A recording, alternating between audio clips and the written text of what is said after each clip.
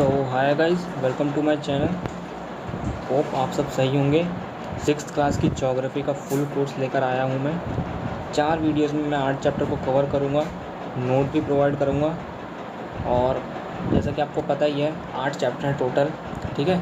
सो अगर आप SSC, railways, UPSC की तैयारी कर रहे हैं या किसी अदर कॉम्पिटिटिव एग्ज़ाम की तैयारी कर रहे हैं तो आपके लिए ये भी हेल्पफुल है। क्यों? क्योंकि आपको मैं नोट्स भी प्रोवाइड करूँगा। जैसा कि मैंने आपको बोला कि सुपर फास्ट कोर्स होगा, ये बहुत जल्दी करेंगे, समझ करेंगे लेकिन, ठीक है। सो इस वीडियो में हम चैप्टर 1 आपकी ज्योग्राफी का क्लास 6 की और चैप्टर 2, ठीक है, इन दोनों को हम कवर करेंगे। सिंपल चैप्टर है, थोड़े से लेंदी है। लेंदी मतलब इसमें कॉन्सेप्ट हैं थोड़े से बहुत इजी से हैं, एक्चुअली ऐसा नहीं है, ठीक है। बस ध्यान से समझिएगा एक बार, बहुत इजी लगेगा आपको। चलिए शुरू करते हैं पहले चैप्टर के साथ। पहला चैप्टर हमारा अर्थ इन द सोलर सिस्टम। तो चलिए स्टार्ट करते हैं। जैसा कि आपको पता है कि हमारा जो स्पेस है full of stars, planets, asteroids और कई सारे चांद हैं, ठीक है। अर्थ का तो अपना एक चांद है, वैसे ही कई सारे प्लैनेट्स के अपने अपने मून्स होते हैं। चलिए कमेंट में बताइएगा कि किस प्लैनेट के मून सबसे ज़्यादा हैं, ओके। तो चलिए अब देखिए, जो मून की पोजीशंस है ना, उसके हिसाब से हमने मून्स को कैटेगराइज कर दिया गया है, ठीक है। मून्स के हमने टाइप्स बना दिए हैं उसकी पोजीशन के हिसाब से। सो एक बार पढ़ लेते हैं उन टाइप्स को, कौन कौन से टाइप्स हैं। इसमें 2 हमारे इंपॉर्टेंट हैं। पहला है हमारा फुल मून, उसके बाद हमारा न्यू मून। फुल मून इसे पूर्णिमा की रात भी बोला जाता है इंडिया में, और अमावस्या न्यू मून को बोला जाता है, ओके। फुल मून जो है यह हम मंथ में केवल एक ही बार देख पाते हैं। अमावस्या जो है वह 14 दिन में देखने को मिल जाती है। देखिए ये रहा डायग्राम, इस डायग्राम से समझिएगा। ये है हमारा मून, ओके। ये इधर है हमारा न्यू मून। एक सेकंड आपको दिखाता हूँ मैं। ये रहा हमारा न्यू मून और ये हमारा फुल मून, ठीक है। ये हमें मंथ में हर आप कह सकते हैं 2 हफ्ते बाद, ठीक है, अब फोर्टनाइट लेटर देखने को मिल जाता है। न्यू मून जो है ये हमें महीने में एक ही बार देखने को मिलता है, ओके। तो चलिए आगे बढ़ते हैं। मून का आई होप समझ गए होंगे। इस डायग्राम को बना लीजिएगा, बहुत इंपॉर्टेंट है ये, बना लीजिएगा या फिर इसको देख लीजिए, आप एक बार समझ जाइएगा, ठीक है। इसको मैं मिटा देता हूँ, आपको क्लियर हो जाएगा, ओके। सो चलिए आगे बढ़ते हैं। मून हमने पढ़ लिया है, समझ लिया है। अब बात करते हैं सेलेस्टियल बॉडीज़ की। सेलेस्टियल बॉडीज़ क्या होती है भाई? तो देखो, आप जब भी आसमान में देखते हो, आप देखते हो चमकते हुए तारे, ठीक है, वो स्टार्स होते हैं। वो स्टार्स हम पढ़ेंगे अभी स्टार्स के बारे में, ठीक है। वो जो स्टार्स होते हैं इन्हें ही सेलेस्टियल बॉडीज़ बोला जाता है, ठीक है। जितने भी शाइनिंग ऑब्जेक्ट है स्पेस में, जितने भी शाइनिंग ऑब्जेक्ट, सारे के सारे नहीं, जैसे एस्ट्रॉयड, मीटियोरॉइड्स, ये सारे पत्थर होते हैं, ठीक है। इनको छोड़ के जो भी शाइनिंग ऑब्जेक्ट है स्पेस में, उसे हम सेलेस्टियल बॉडी बोलते हैं, ठीक है। एग्जाम्पल के तौर पे स्टार सबसे बड़ी एग्जाम्पल है। देखिए सन जो है, सन आपको पता ही है, इसे हम जाइंट स्टार बोलते हैं, है ना। ये जो है हमारा बहुत एक जाइंट स्टार है, जो क्या प्रोवाइड करता है हमें, हीट एंड लाइट, ठीक है। गैस से मिलके बना है, आपको पहले बता दूं मैं। कमेंट सेक्शन में बताइए कि सन जो है कौन से गैसेस से मिलके बना हुआ है। तो चलिए आगे बढ़ते हैं।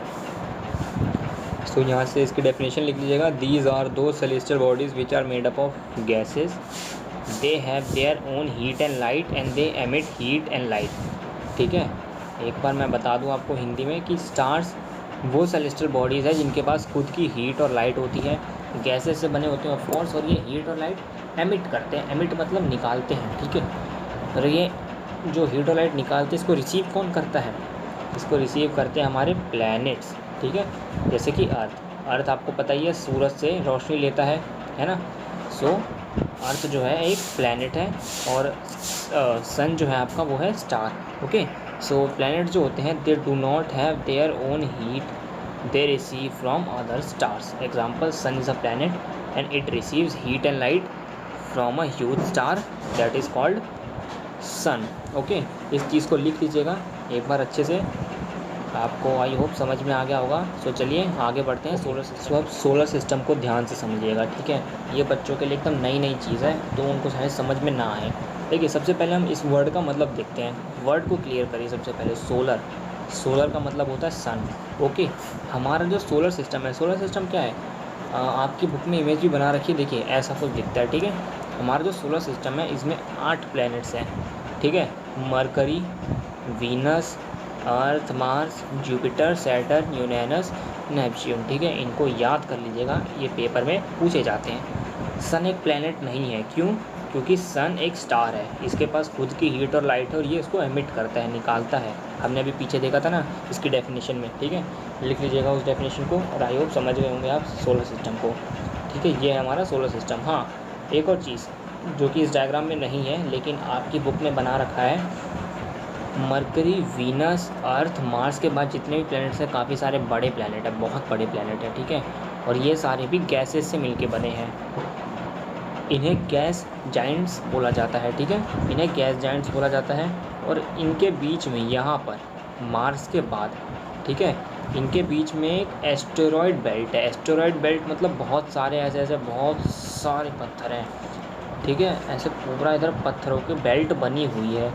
सो उसी को एस्टेरॉयड्स बेल्ट बोलते हैं। उन्हीं पत्थर को एस्टेरॉयड्स बोलते हैं और इसी बेल्ट को एस्टेरॉयड बेल्ट बोलते हैं। ओके, आई होप आपको क्लियर हो गया होगा ये पॉइंट, ठीक है। आपकी बुक में देखिएगा बहुत अच्छी इमेज बनी है इसकी, आप क्लियर हो जाएगा, ठीक है। और आप ही की बुक में लिखा भी हुआ है कि किस प्लैनेट के कितने मून होते हैं। तो देखिए, सन जो है head of the solar system है ना, ये हमने पढ़ा। और मार्स के बाद there is a asteroid belt after Mars, हमने अभी देखा ना। All the planets beyond the asteroid belt are called gas giants. जितने भी प्लैनेट हैं जो कि एस्टेरॉयड बेल्ट्स के पार के प्लैनेट, उन्हें गैस जाइंट्स बोलते हैं, ठीक है। सन जो है पृथ्वी से 150 मिलियन किलोमीटर, 150 मतलब कितना, आप कह सकते हैं कि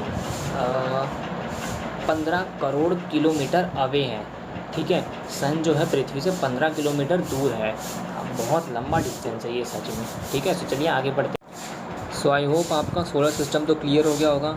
अभी मैंने बीच में एक वर्ड बार बार यूज़ करा है, क्या, एस्ट्रॉइड्स। एस्ट्रॉइड्स भैया होता क्या है ये? तो चलिए अभी समझेंगे, बहुत ईजी सा है, ठीक है। उससे पहले हम एक बार मून देख लेते हैं। तो देखिए, मून जो है अर्थ की नेचुरल सैटेलाइट है, ठीक है। It is a natural satellite of the earth. Moon जो है अर्थ से 3,84,400 किलोमीटर दूर है पृथ्वी से, ओके। अब देखिए, हमें ना मून का केवल एक ही साइड देखने को मिलता है, ठीक है। हमें चांद का केवल एक ही साइड देखने को मिलता है ना। ऐसा क्यों होता है? आपके दिमाग में क्वेश्चन आ रहा होगा कि ऐसा क्यों होता है। तो देखिए, अगर नहीं क्वेश्चन है तो आना चाहिए, ठीक है। सो मून जो है अपना एक रोटेशन कंप्लीट करता है 27 दिनों में। मतलब सपोज़ करिए ये मून है, ठीक है। सो ये अपनी जगह पे ही 27 दिनों में घूमता है ना। पृथ्वी जैसे अपनी जगह पे अपने ही एक्सिस पे 24 घंटे में घूमती है और उसे ही एक दिन बोलते हैं। मून जो है 27 दिनों में घूमता है अपने एक्सिस पे। और सेम टाइम मून जो है पृथ्वी के चक्कर लगाता है, तो 27 दिनों में ही वो पृथ्वी के भी चक्कर लगाता है, ठीक है। सो मून की जो रोटेशन और रेवोल्यूशन की स्पीड है, देखिए रोटेशन का मतलब होता है कि अपने एक्सिस पे घूमना, रेवोल्यूशन का मतलब होता है कि किसी आप कह सकते हैं प्लैनेट के चक्कर लगाना, ठीक है। किसी प्लैनेट या स्टार के चक्कर लगाना। जैसे अर्थ जो है सन के चक्कर लगाता है 365 डेज़ में, ठीक है। मून जो है 27 डेज़ में ही अर्थ के चक्कर कंप्लीट कर लेता है, ठीक है। लेकिन इसका जो रोटेशन और रेवोल्यूशन स्पीड है, एक बार मैं दोबारा रिपीट कर दे रहा हूँ। रोटेशन मतलब अपने एक्सिस पे घूमना, रेवोल्यूशन मतलब कि किसी प्लैनेट के या फिर किसी स्टार के आसपास घूमना, ठीक है, उसके अराउंड घूमना, उसे रेवोल्यूशन बोलते हैं। सो मून की जो रोटेशन और रेवोल्यूशन स्पीड है वो सेम है। Moon complete its one rotation on its axis in 27 days, same time it took to complete motion around the earth. That's why we only can see one side of the moon, ठीक है। I hope आपको clear हो गया होगा ये वाला point. तो चलिए आगे बढ़ते हैं। देखिए आराम से पढ़ेंगे हम, ठीक है, कोई जल्दबाजी नहीं है। आगे पढ़ते हैं एस्टेरॉइड्स और मीटेओरॉइड्स के बारे में। एस्टेरॉइड में बार बार इस वर्ड को यूज़ कर रहा था, तो चलिए आपको मैं बता ही देता हूँ होते क्या। देखो, हमने अभी पढ़ लिया प्लैनेट्स के बारे में, सैटेलाइट मतलब मून के बारे में हमने पढ़ लिया, ठीक है। प्लैनेट्स के बारे में पढ़ लिया, स्टार्स के बारे में पढ़ लिया, सैटेलाइट्स के बारे में पढ़ लिया। आई होप आप सब समझ गए होंगे, ठीक है। कमेंट सेक्शन में बताइएगा ज़रूर कि किस प्लैनेट के सबसे ज़्यादा चांद होते हैं, ठीक है। गैस जाइंट्स के बारे में भी हमने पढ़ ही लिया है। अब बारी है एस्टेरॉइड्स की। एस्टेरॉइड्स क्या होते हैं? तो देखो, ये जो होते हैं ये बहुत टिनी रॉक्स हैं। टिनी रॉक्स मतलब छोटे पत्थर, प्लैनेट्स के मुकाबले छोटे हैं। अर्थ के मुकाबले एक एस्टेरॉइड छोटा होता है, हालांकि इनका साइज़ तो बहुत बड़ा होता है। अगर एक इंसान के मुकाबले कंपेयर करें, कई बार जो एस्टेरॉइड्स होते हैं वो एक हिमालय पर्वत जो कि सबसे बड़ा पर्वत है, उतने बड़े भी होते हैं और ये बहुत ज़्यादा बड़े हैं। और अगर इतना बड़ा एस्टेरॉइड कभी अर्थ पे आ गया तो पृथ्वी तबाह भी हो सकती है, ठीक है। ये भी सन के अराउंड घूमते हैं, हमने अभी देखा था ना एस्टेरॉइड बेल्ट, तो ये भी सन के अराउंड घूमते हैं। मिलियंस ऑफ ईयर्स अगो, कई लाखों साल पहले ये जो है प्लैनेट्स का ही पार्ट थे, ठीक है। लेकिन क्या हुआ कि ये टूटते चले गए प्लैनेट से, ठीक है, और ये स्पेस में फैल गए।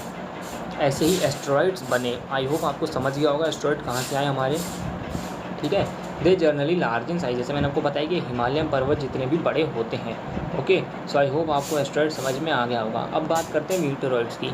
देखिए एस्ट्रॉइड और मीटेरॉइड जो होते हैं लगभग सेम चीज़ ही होती है। एस्ट्रॉइड जो होते हैं साइज़ में बड़े होते हैं, ठीक है। एस्ट्रॉइड जो होते हैं साइज़ में बड़े होते हैं। मीटेरॉइड जो होते हैं साइज़ में थोड़े से छोटे होते हैं। एस्ट्रॉइड से थोड़े से छोटे होते हैं मीटेरॉइड्स, ठीक है। क्या होते हैं? दीज आर, ये इधर ए आएगा, ठीक है। These are small pieces of rocks moves around the sun, ये भी सन के चक्कर लगाते हैं, ठीक है। और ये स्मॉल पीसेस होते हैं रॉक्स के। Sometimes they entered in our atmosphere, ये पृथ्वी के एटमोसफेयर में आ जाते हैं। एटमोसफेयर क्या होता है? आपकी बुक में शायद 5वां 6ठा चैप्टर इसी पर है, मैं आपको उस समय समझा दूंगा। अभी ऐसा समझ लीजिए कि पृथ्वी की एक तरीके से जो आसमान है ना, उस वाले हिस्से में जब ये आ जाते हैं, सो क्या होता है कि एयर की फ्रिक्शन की वजह से, मतलब घिसड़ापन की वजह से ये जलने लग जाते हैं। देखा होगा आपने, बहुत ज़्यादा गर्म हो जाते हैं, ठीक है। ऐसे आते हैं, ऐसे पूरी आग बरस रही होती है ना, खतरनाक सा। सो उस समय जब ये अर्थ को हिट करते हैं तो बहुत बड़ा डैमेज कर देते हैं। इधर मैंने कुछ लिखा था, थोड़ा सा गायब हो गया है। Sometimes they hit the earth and sometimes they hit the earth surface and damaged it. Okay, बहुत बड़े बड़े गड्ढे बना देते हैं। तो ये थे आपके एस्ट्रॉइड मीटेरॉइड्स। आई होप आपको डिफरेंस समझ में आ गया होगा। आप नोट डाउन कर लीजिएगा, मैं ये सब मिटा देता हूँ। सो चलिए आगे बढ़ते हैं। अब एक ही टॉपिक बचा है छोटा सा, वो है मिल्की वे। मिल्की वे को पढ़ते हैं। आपको सोलर सिस्टम भी समझ में आ गया है। सो चलिए आगे बढ़ते हैं। ना देखिए मिल्की वे क्या होता है। अभी हमने सोलर सिस्टम को समझा। सोलर सिस्टम क्या होता है? सोलर सिस्टम एक कह सकते हैं ग्रुप है जिसमें प्लैनेट्स हैं, सन है, बहुत सारे स्टार्स हैं, ठीक है। एस्टेरॉइड्स हैं बहुत ही सारे, ठीक है। Meteoroids of course. सो ऐसे ही जब बहुत सारे सोलर सिस्टम बनते हैं ना, हमारा एक थोड़ी है, ऐसे कितने बड़े बड़े सोलर सिस्टम बनते हैं ना, तो एक कह सकते हैं आप गैलेक्सी बनती है, और उसी गैलेक्सी को मिल्की वे बोलते हैं, ठीक है। हमारी जो गैलेक्सी है, हमारा सोलर सिस्टम मिल्की वे में है। हमारा जो सोलर सिस्टम है वो मिल्की वे में है। मिल्की वे गैलेक्सी का नाम है। देखिए गैलेक्सी ऐसी कुछ दिखती है आपकी, ठीक है। ये आपकी गैलेक्सी है। देखिए हमारा सोलर सिस्टम कहाँ पर है। सपोज़ करिए आपकी गैलेक्सी है ना, तो ये जो इतना छोटा सा लाल कलर का पॉइंट है, एक्चुअली ये गैलेक्सी नहीं है, ये यूनिवर्स है, ठीक है। इसके अंदर इतना जो लाल कलर का जो डॉट है ना, ये छोटा सा आपका मिल्की वे होगा। और उसी मिल्की वे के अंदर आपका बहुत ही ज़्यादा छोटा सा आपका सोलर सिस्टम होगा, और उसी में कितना छोटा आपका अर्थ होगा आप खुद ही अंदाज़ा लगा सकते हैं, ठीक है। सो बहुत सालों पहले, एंशियंट टाइम में, एंशियंट टाइम मतलब कब, बहुत ही ज़्यादा साल पहले, ठीक है, पुराने ज़माने में, जैसे हम बोलते हैं ना पुराने ज़माने में, तो वैसे ही इसको क्या कंसिडर करा जाता था? एक रिवर ऑफ लाइट। आसमान में लाइट की नदी, ठीक है, चांद की नदी पूरी, ऐसे आसमान में हमारे ऐसे चांद की नदी, ऐसे बहुत सारे ऐसे चांद कह रहा हूँ, स्टार्स की नदी, बहुत सारे स्टार्स थे हमारे, ठीक है। सो उसे एक रिवर माना जाता था, और वहीं से उसका नाम आकाश गंगा पड़ा। अगर आप हिंदी मीडियम के हैं तो आपने नाम सुना होगा आकाश गंगा, ठीक है। सो ऐसे ही आकाश गंगा नाम पड़ा, ठीक है। कैसे? स्टार्स की जो नदी थी, इन्हें स्टार्स की नदी बोला जाता था, ठीक है। River of light flowing in the sky, that is why it was named Akash Ganga, okay. और ऐसी कई सारी गैलेक्सीज मिलके एक यूनिवर्स बनाती है, यही है आपका यूनिवर्स। ऐसी कई सारी मिल्की वे तो एक गैलेक्सी, और बहुत सारी अलग अलग गैलेक्सीज़ हैं, ठीक है। एंड्रोमेडा हो गई आपकी, और कई सारी हैं, ठीक है। सो आपको पता लगाना है कि कौन सी गैलेक्सी जो है मिल्की वे के सबसे पास है, ठीक है। कमेंट सेक्शन में आप बताइएगा कि कौन सी गैलेक्सी मिल्की वे के सबसे ज़्यादा पास है, ठीक है। तो चलिए आपका पहला चैप्टर यहीं पे ख़त्म हो गया। अब दूसरे चैप्टर की तरफ चैप्टर ख़त्म कर है। अगर उस चैप्टर से आपको कोई भी डाउट है, रह गया हो, तो कमेंट सेक्शन में लिखना मत भूलिएगा। कोई भी क्वेश्चन हो, अगर एक्सरसाइज का भी क्वेश्चन हो, तब भी मैं उसका आंसर आपको करूँगा, ठीक है। और हाँ, एक बार आप बुक ज़रूर पढ़ लीजिएगा, ठीक है। उससे आपको ज़्यादा क्लियर हो जाएगा जो भी मैंने अभी बताया आपको, ठीक है। उसमें आपको कई सारी एक्स्ट्रा चीज़ें भी मिल जाएंगी, ठीक है। सो आई होप आपको समझ में आ गया होगा। क्वेश्चन आंसर पढ़ लीजिएगा, ठीक है।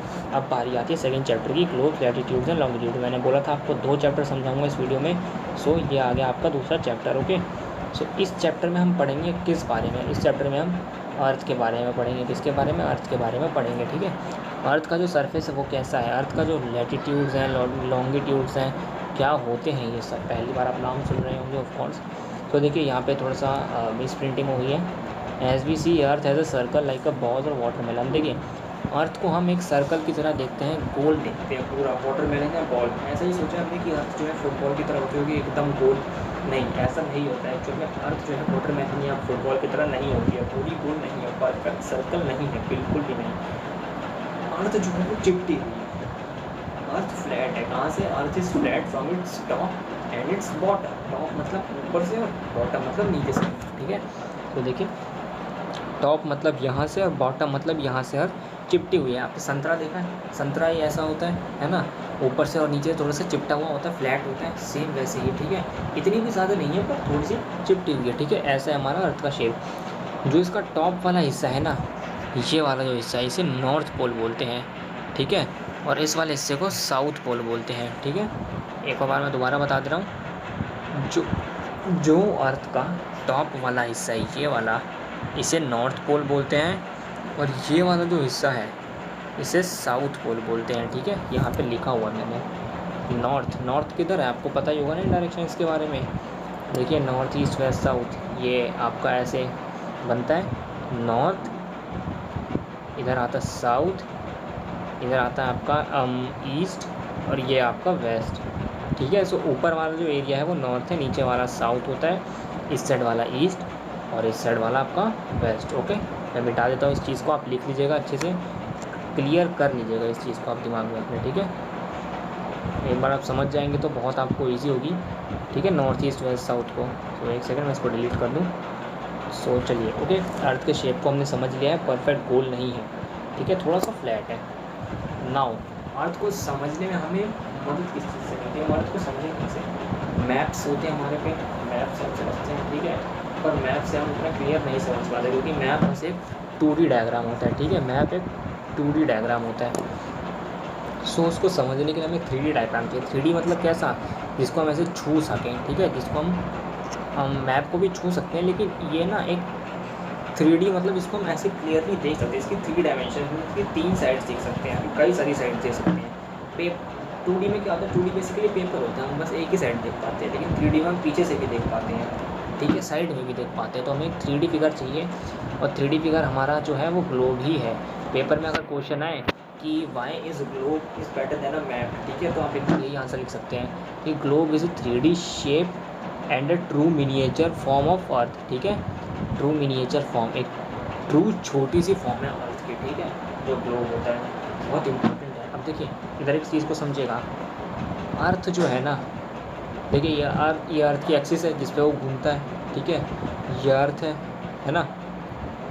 सो अर्थ अपनी एक्सिस पे देखिए, ये आपका एक सेंटर ऑफ इल्यूमिनेशन की लाइन है, ठीक है, और इधर है आपका नॉर्थ पोल और साउथ पोल, ठीक है। सॉरी एक सेकंड, मैं मिटा दूँ उसको, अच्छे से बना दूँ।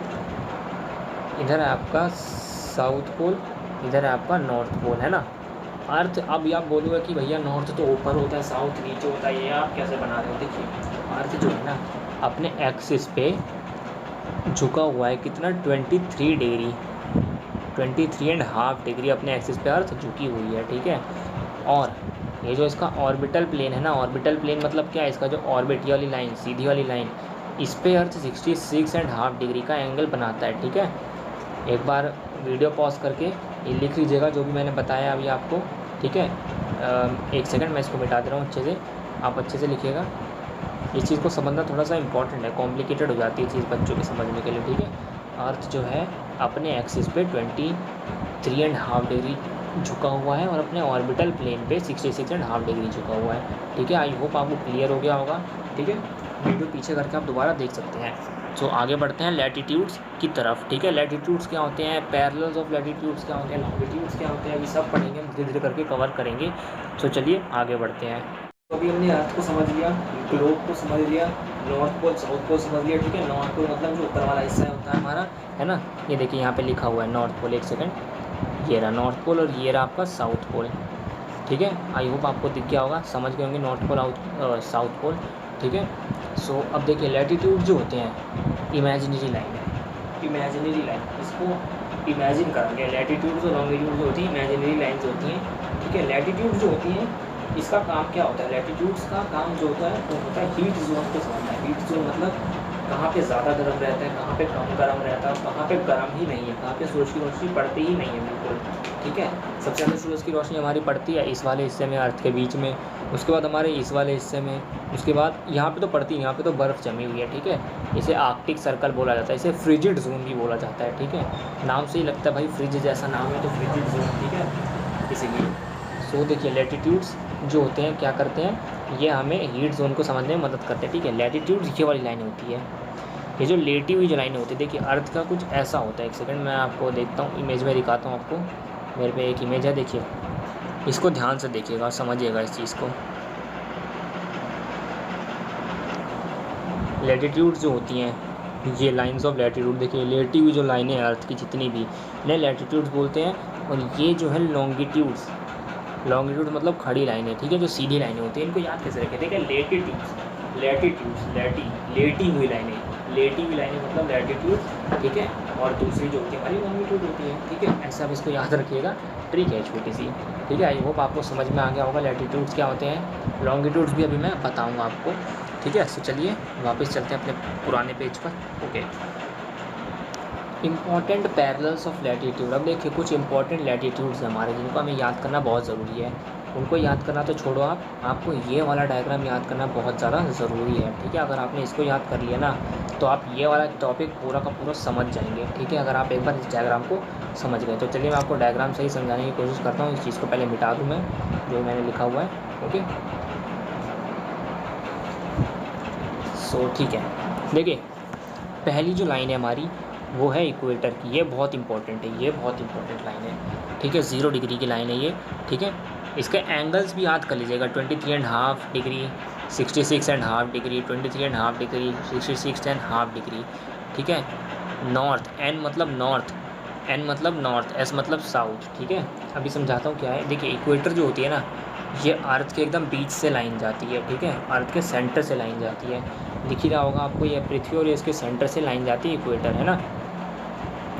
ये अर्थ को दो हिस्सों में डिवाइड करती है, एक ऊपर वाला हिस्सा, नीचे वाला हिस्सा। अभी हमने पीछे देखा था कि ऊपर वाले हिस्से को क्या बोलते हैं, जल्दी बताइए जल्दी बताइए। हाँ, ऊपर वाले हिस्से को नॉर्थ साइड बोलते हैं, नीचे वाले हिस्से को हम साउथ साइड बोलेंगे। चलिए बहुत अच्छे, अब आप समझ गए होंगे नॉर्थ और साउथ, ठीक है। सो ये जो है ना इक्वेटर, इसको दो हिस्सों में डिवाइड करती है, किसको, अर्थ को। नॉर्दर्न हेमिस्फेयर, देखिए सर्कल जब 3D होता है, 3D सर्कल को हम हेमिस्फेयर बोलते हैं, सॉरी 3D सर्कल को हम स्पेयर बोलते हैं, और उसके आधे को हम हेमिस्फेयर बोलते हैं, ठीक है। सर्कल का जो 3D डायग्राम होता है, जैसे आपकी बॉल है, वो बॉल एक स्पेयर है, ठीक है। उसको जब आप आधा करोगे तो उसको हेमी बोलेंगे, हेमिस्फेयर, ठीक है। हेमी कर दिया आपने उसे, हेमी मतलब आधा, ठीक है। सो नॉर्थ हेमिस्फेयर, ऊपर वाला नॉर्थ हेमिस्फेयर, नीचे वाला साउथ हेमिस्फेयर। आई होप आपको समझ में आ गया होगा, ठीक है, नॉर्थ हेमिस्फेयर और साउथ हेमिस्फेयर, ठीक है। अब हम आगे बढ़ते हैं इंपॉर्टेंट पैरेलल्स, ठीक है। अभी हमने इक्वेटर पढ़ा, अब हम और भी देखते हैं। देखिए दूसरी होती है हमारी ट्रॉपिक ऑफ कैंसर, ये यहाँ से जाती है, ठीक है, यहाँ से 23.5 डिग्री का इसका एंगल है, 23.5 डिग्री नॉर्थ। देखिए अभी आप समझ गए कि नॉर्थ क्यों लगता है और यहाँ पे साउथ क्यों लगता है, क्यों, क्योंकि ऐसे नॉर्थ हेमिस्फेयर में डिवाइड कर रही है, ठीक है, और इधर नीचे साउथ वाला, तो नॉर्थ के साथ जितने भी एंगल हैं वो सारे नॉर्थ कहलाएंगे, ठीक है। साउथ में जितने भी एंगल हैं वो सारे साउथ के कहलाएंगे, ठीक है। उसके पीछे एस लग जाएगा, एस मतलब साउथ, ओके। सो एक ये ट्रॉपिक ऑफ कैंसर है, इसको भी याद कर लीजिएगा। आर्कटिक सर्कल, इसको भी याद कर लीजिएगा। ट्रॉपिक ऑफ कैप्रिकॉर्न, ये दोनों सेम है, ट्रॉपिक ऑफ कैंसर और ट्रॉपिक ऑफ कैप्रिकॉर्न, ठीक है। मैं एक बार इसको जूम करके दिखा देता हूँ आपको अच्छे से। आपकी बुक में वैसे अच्छा डायग्राम बना है इस चीज़ का, ठीक है। ट्रॉपिक ऑफ कैंसर और ट्रॉपिक ऑफ कैप्रिकॉर्न सेम ही है, बस ये नॉर्थ में आती है ट्रॉपिक ऑफ कैंसर और ट्रॉपिक ऑफ कैप्रिकॉर्न आपकी साउथ में आती है, ओके। वैसे ही आर्कटिक सर्कल और अंटार्कटिक सर्कल भी सेम है, ठीक है, बस ये आपका साउथ में आता है, ये आपका नॉर्थ में आता है, ठीक है। नाम इसलिए बदला क्योंकि ये नॉर्थ में आता है, साउथ में आता है, ठीक है, तो थोड़ा सा नाम बदल के रखा गया था, आर्कटिक और अंटार्कटिक, ठीक है। तो ये थे आपके इंपॉर्टेंट पैरेलल्स, आप यहाँ से लिख लीजिएगा, यहाँ पे मैंने काफ़ी अच्छे से बता रखा है, इनको एक्सप्लेन कर रखा है, यहाँ से आप इस चीज़ को नोट डाउन कर लीजिएगा, ठीक है। तो चलिए अब आगे बढ़ते हैं, हमने इंपॉर्टेंट पैरेलल्स देख लिए। अब हीट जोन की बात करते हैं। जैसे कि मैंने आपको बताया था कि जो लैटिट्यूड्स होते हैं वो हीट जोन को समझने में मदद करते हैं कि कहाँ ज़्यादा गर्मी पड़ती है, कहाँ जब बर्फ़ जमी रहती है और ऐसा क्यों होता है, ये सब हम आगे समझेंगे। बहुत ईजी है। सो चलिए शुरू करते हैं आगे। हीट जोन्स ऑफ अर्थ की बात करें तो हीट जोन जो है हमारे 3 है इंपॉर्टेंट हीट जोन्स, ठीक है।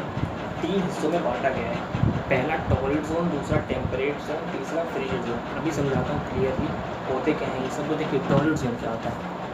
पहले नंबर पे टॉरिड जोन, ठीक है। इस चीज़ को लिख लीजिएगा पहले आप, ठीक है, या फिर पहले आप समझ लीजिए। काम करिए, पहले समझिए उसके बाद लिखिएगा, ठीक है। आपको अच्छे से समझ में तो आ जाए पहले। सो टॉरिड जोन जो है ये आपका यहाँ पर है, देखिए इक्वेटर में आपको दिख रहा होगा, ठीक है, टॉरिड जोन।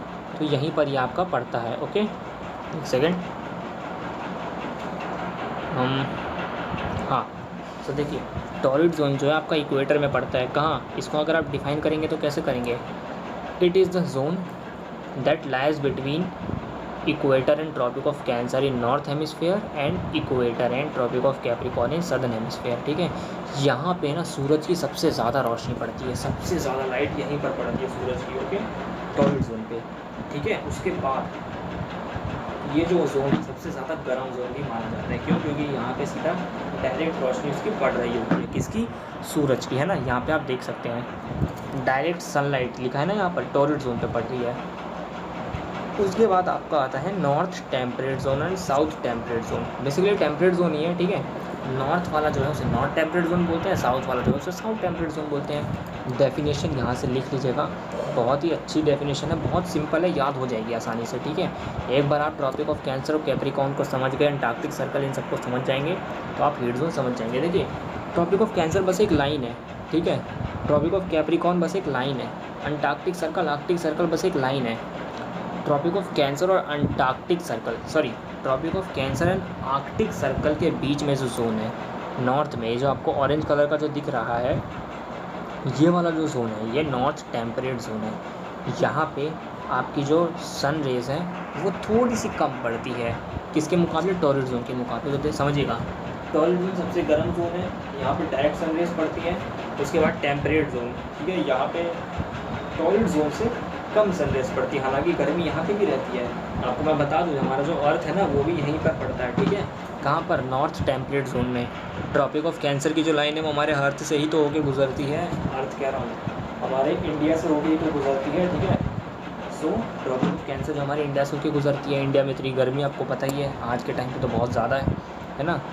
सो ये गर्म होते हैं लेकिन टॉरिड जोन से कम गर्म होते हैं। अब उसके बाद आता है फ्रिजिड जोन। फ्रिजिड जोन में तो भैया बिल्कुल ही लाइट नहीं पड़ती, बहुत कम लाइट पड़ती है फ्रिजिड जोन में, ठीक है। फ्रिजिड जोन में सन की जो लाइट है वो बहुत ही ज़्यादा कम पड़ती है, इसलिए वहाँ पे बहुत कम गर्मी रहती है। या फिर अगर मैं सीधा सीधा बोलूँ तो वहाँ पे कम सर्दी रहती है, बर्फ़ जमी रहती है। अंटार्कटिका आपने देखा है ना, 7 कॉन्टिनेंट्स में मैप पे आपने देखा होगा अंटार्कटिका सफ़ेद कलर का बना रहता है, वो भी बर्फ़ जमी वहाँ पे। आप गूगल पर सर्च करिएगा अंटार्कटिका, ठीक है, देखिएगा कितनी बर्फ़ जमी रहती है। तो इसलिए क्योंकि वहाँ पे सनरेज जो है पड़ती ही नहीं है, इसलिए वहाँ पे बर्फ़ जमी रहती है, ठीक है। आई होप आपको समझ में आ गया होगा।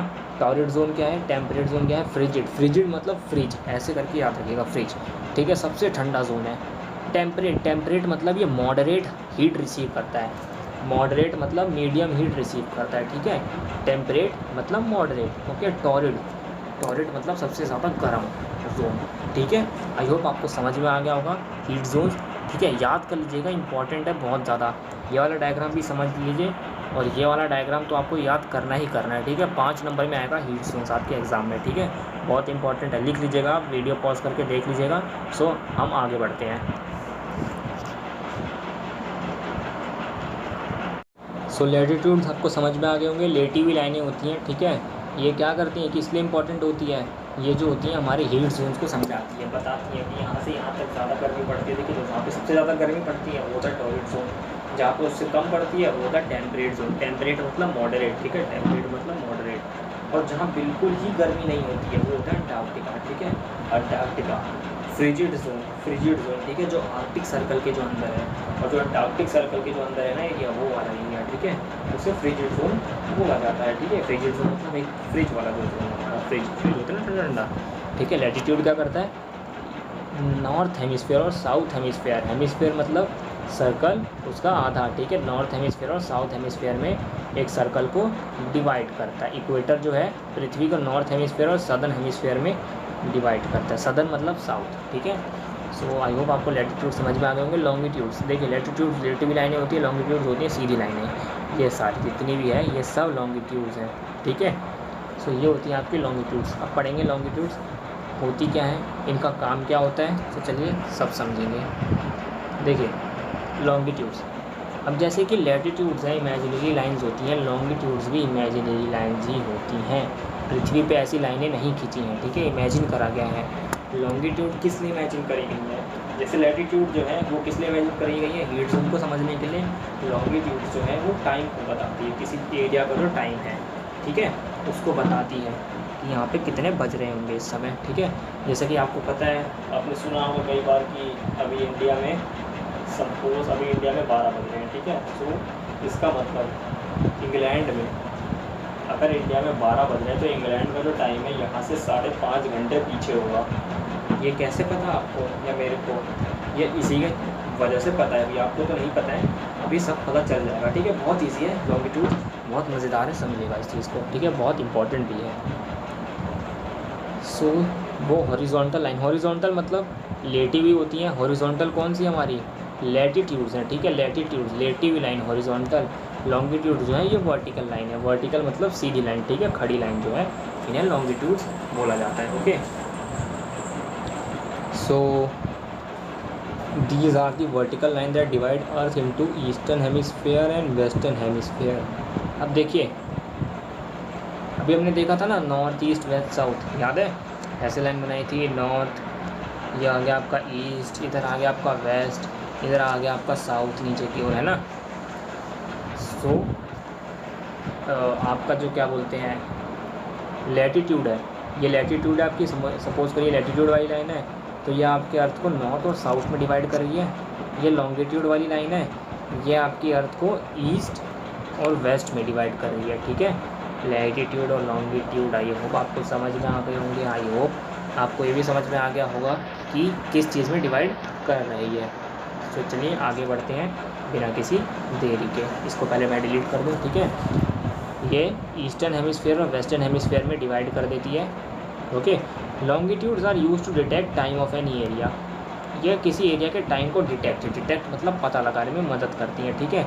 अब देखिए जैसे कि लैटिट्यूड्स में जो 0 डिग्री वाली लाइन थी, ये वाली लाइन, इसे इक्वेटर बोलते हैं। लॉन्गिट्यूड में जो 0 डिग्री वाली लाइन है आपकी, जो बीच वाली लाइन जो है, देखिए ये वाली लाइन सबसे सीधी लाइन है ये, इसे प्राइम मेरिडियन बोलते हैं, ठीक है, प्राइम मेरिडियन 0 डिग्री। यहाँ से आप डेफिनेशंस की देख सकते हैं।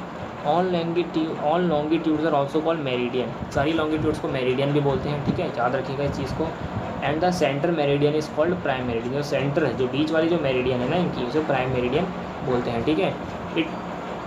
It passes from the Greenwich in England, Greenwich से पास करती है, ग्रीनविच कहाँ पर है, इंग्लैंड में, ठीक है। It divides earth into eastern and western hemisphere, ठीक है, यहाँ पे पढ़ा था ना अभी, ये भी इमेजिनरी लाइन है लैटिट्यूड्स की तरह, जो कि अर्थ को ईस्टर्न और वेस्टर्न हेमिस्फीयर में डिवाइड करती है। सो कौन सी लाइन, प्राइम मेरिडियन करती है ईस्टर्न और वेस्टर्न हेमिस्फीयर में, ठीक है, अर्थ को डिवाइड। आई होप आपको समझ में आ गया होगा ये चीज़ भी, ठीक है। नहीं आया तो वीडियो पीछे करके आप दोबारा देख सकते हैं, और वीडियो पॉज करके इस चीज़ को लिख लीजिएगा, बहुत इंपॉर्टेंट है ये चीज़। आगे बढ़ते हैं लैटिट्यूड्स एंड टाइम की तरफ। सो देखिए जैसे कि मैंने अभी पीछे आपको बोला था कि अगर इंडिया में अभी 12 बज रहे हैं तो इंग्लैंड का जो टाइम है वो इंडिया से 5.5 घंटे पीछे होगा। ये मेरे को कैसे पता है ये बात, इसी वजह से, सॉरी यहाँ पे लॉन्गिट्यूड्स एंड टाइम आना था, ठीक है, यहाँ पे मैंने गलती कर दी है, इधर लॉन्गिट्यूड्स लिख लीजिएगा आप, ठीक है, काट के इधर लॉन्गिट्यूड लिख लीजिएगा, longitude, okay, longitude and time, okay. ये थोड़ी सी मिस्टेक हो गई, नोट्स बनाने में काफ़ी प्रॉब्लम आई थी, ठीक है। So longitudes and time, as the earth rotate from west to east, देखिए अर्थ जो है हमारी कहाँ से किधर रोटेट करती है, वेस्ट से ईस्ट की तरफ रोटेट करती है, यूँ घूमती है हमारी अर्थ, ठीक है, वेस्ट से ईस्ट की तरफ हमारी अर्थ घूमती है, इस चीज़ को याद रखिएगा, ठीक है। इसलिए सन जो है सबसे पहले कहाँ पे निकलता है, ईस्ट में। अब देखिएगा यहाँ पे सन है आपका, ये अर्थ है, ठीक है, एक बार अच्छे से बना देता हूँ मैं, सन तो आपको समझ में आ गया होगा, ठीक है, ये आपकी अर्थ है।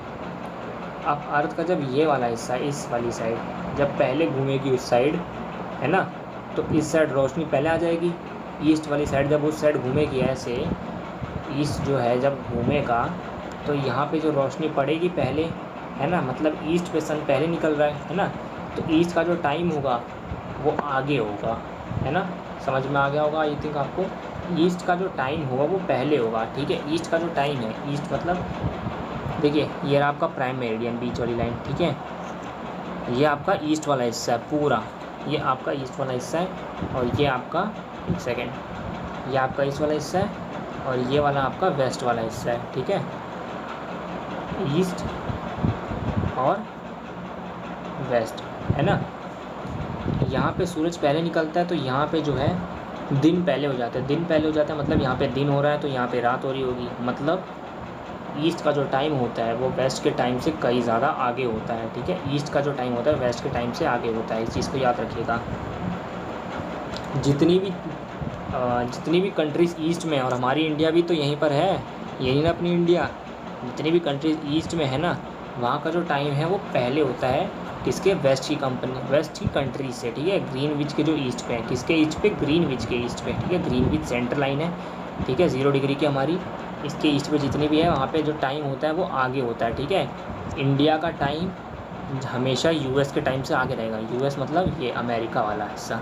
इंडिया का जो टाइम होता है वो यूएस के टाइम से हमेशा आगे रहता है, मतलब अगर यहाँ पे इस समय दोपहर हो रही है तो यूएस में इस समय सुबह हो रही होगी, ठीक है। अब मैं आपको एक फैक्ट बताता हूँ, ये फैक्ट आपको शायद ही पता होगा।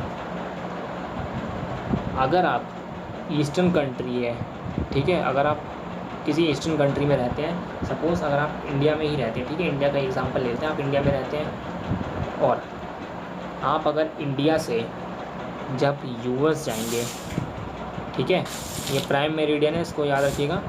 इंडिया से जब मतलब ईस्ट से जब आप वेस्ट जाएंगे तो आपका एक दिन, क्या बोलते हैं, आपको एक दिन मिल जाएगा, मतलब अगर आप फ्राइडे को इंडिया से निकलेंगे ना तो आप फ्राइडे को ही पहुंच जाएंगे, फ्राइडे को निकलेंगे इंडिया से तो एक दिन बाद अगर आप यूएस पहुंचते हैं तो उस दिन भी फ्राइडे ही होगा यूएस में, आपका एक दिन बच जाएगा तो आपको इफेक्ट नहीं पता था, आई होप अब आप समझ गए होंगे ईस्ट वेस्ट और लॉन्गिट्यूड इसका काम, ठीक है, और टाइम के बारे में समझ गए होंगे। तो देखिए समझिएगा चीज़ को, इधर मैथ आएगी, ठीक है, बहुत बेसिक मैथ है। अर्थ जो है 24 घंटे में 360 डिग्री घूमता है, 360 डिग्री मतलब पूरा गोल चक्कर, है ना।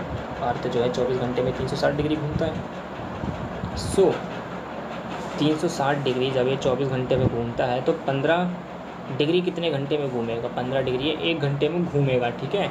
इसका मतलब 1 डिग्री 4 मिनट में घूमता है, 1 डिग्री 4 मिनट में घूमता है, ठीक है। इस चीज़ को याद रखिएगा, इस चीज़ को दोबारा समझिए। 360 डिग्री मतलब 24 घंटे में, ठीक है। सो 360 अगर मैं 24 को इधर ले जाऊँ तो डिवाइड हो जाएगा, 360 को आप 24 से डिवाइड करिए, 360 को आप 24 से डिवाइड करिए, 24 को 15 से मल्टीप्लाई करेंगे 360 आ जाएगा, ठीक है। 24 15 सा 360, ठीक है। इसका मतलब 15 डिग्री पे 1 घंटा, ठीक है। अभी आपको कुछ भी समझ नहीं आएगा मेरे को पता है, ठीक है। अभी आपको समझाता हूँ, अभी एक ही बार में आपको समझ में आ जाएगा। देखिए इस चीज़ को लिख लीजिएगा आप, एक बार आपको समझ में आ जाएगा, ठीक है। सो हर 15 डिग्री पे आपको 1 घंटा मिलेगा, हर 15 डिग्री पे आपको 1 घंटा मिलेगा।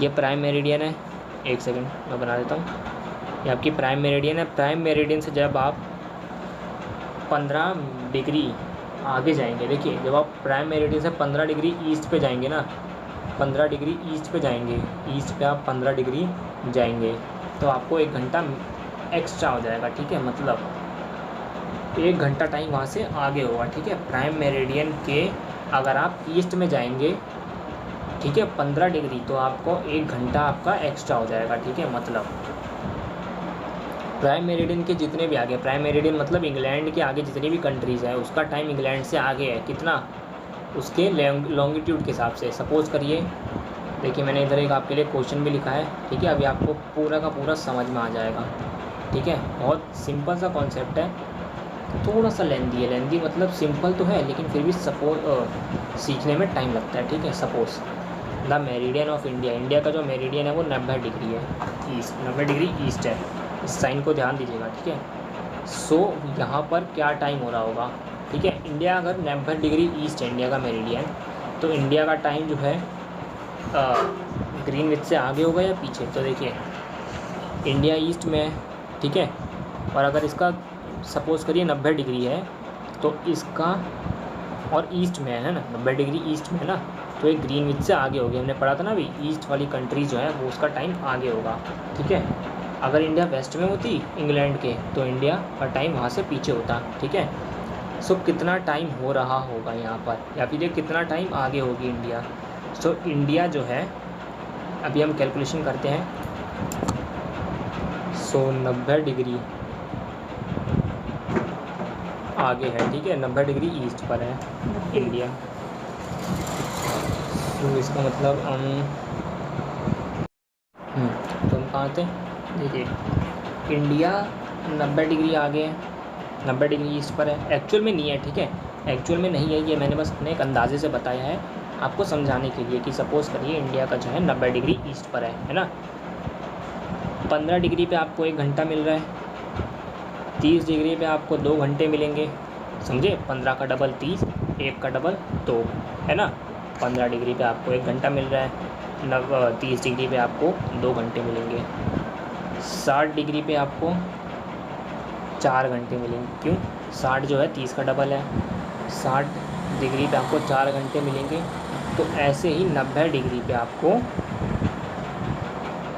90 डिग्री पे आपको 6 घंटे एक्स्ट्रा मिल जाएंगे, ठीक है। 90 डिग्री पे आपको 6 घंटे एक्स्ट्रा मिल जाएंगे, ठीक है। एक बार मैं दोबारा समझा दे रहा हूँ। 15 डिग्री पे आपको 1 घंटा एक्स्ट्रा मिला, ठीक है, 15 टू 30। 30 डिग्री पे आपको 2 घंटे एक्स्ट्रा मिले, 15 6 90, ठीक है। 15 के टेबल में 6 पे 90 आता है ना, मतलब 15 6 90। सो 15 डिग्री पे 1 घंटा, 90 डिग्री पे आपको 6 घंटे मिल जाएंगे, ठीक है। आई होप ये आपको क्लियर हो गया होगा। बहुत सिंपल सा यार, लेंथी है, बस इसको समझिएगा, ठीक है। अब देखिए जो ग्रीनविच का जो टाइम है ना, उसे ग्रीनविच मेरिडियन टाइम बोलते हैं, ठीक है, GMT, ग्रीनविच मेरिडियन टाइम। इस चीज़ को याद रखिएगा। मेरिडियन मतलब क्या, longitude time, Greenwich longitude time, ठीक है। अब देखिए जैसे ग्रीनविच का एक अपना मेरिडियन होता है ना, वैसे इंडिया का भी एक अपना स्टैंडर्ड मेरिडियन है। स्टैंडर्ड मेरिडियन क्या होता है, ये आप कह सकते हैं एक लॉन्गिट्यूड है जो इंडिया के जो है एकदम सेंटर से जाता है, ठीक है। यहाँ से, एक सेकेंड, यहाँ आपको दिख रहा होगा, यहाँ से जाता है सेंटर से। इसकी ज़रूरत क्यों पड़ी, क्वेश्चन आता है कि why do we need a standard meridian, ठीक है। सबसे पहले तो आप इसका एंगल देख लीजिए, 82.5 डिग्री ईस्ट। अब देखिए स्टैंडर्ड मेरिडियन की हमें ज़रूरत इसलिए पड़ी है क्योंकि जैसे कि हमने देखा था लॉन्गिट्यूड जो है वो टाइम बताते हैं, ठीक है। लॉन्गिट्यूड जो है इसके हिसाब से हम किसी एरिया का टाइम देखते हैं। सो गुजरात से असम तक का जो डिस्टेंस है ना, लॉन्गिट्यूड का जो डिस्टेंस है, ये करीब 2 घंटे का गैप बनाता है, ठीक है। जो लॉन्गिट्यूड है 68 और 97, ये करीब 2 घंटे का गैप बनाता है। मतलब गुजरात की जो घड़ी है ना, वो आसाम से 2 घंटे पीछे होगी, ठीक है। पीछे क्यों होगी, क्योंकि ये तो वेस्ट में पड़ जाएगा ना, उसके वेस्ट में पड़ जाएगा, है ना।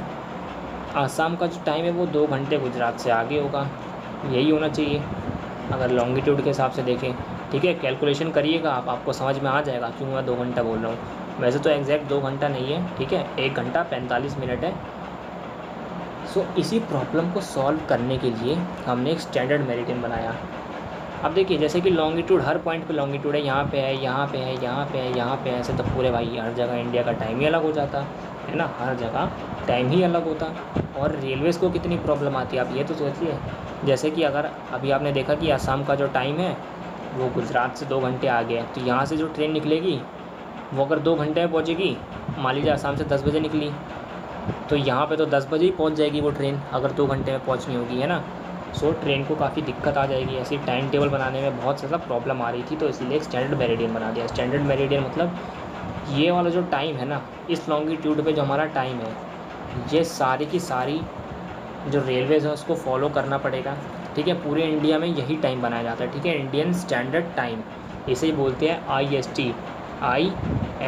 Indian standard time. गूगल करके आप कमेंट सेक्शन में लिखिएगा कि इस समय इंडिया का स्टैंडर्ड टाइम कितना है, ठीक है।